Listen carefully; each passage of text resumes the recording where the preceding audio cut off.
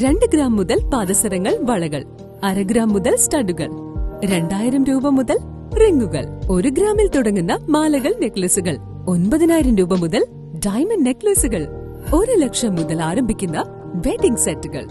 കൂടാതെ നിങ്ങളുടെ പഴയ സ്വർണത്തിന് ഏറ്റവും ഉയർന്ന മൂല്യവും. Maharaja gold and diamonds, toll junction, Edappally, Palluruthy, Tripunithura, Kalady, Eramalloor, Aroor Palli, Thuravoor, Thrissur. Vadakkekara കൂട്ടക്കൊലപാതക കേസിലെ പ്രതിയെ കാപ്പ ചുമത്തി ജയിലിലടച്ചു.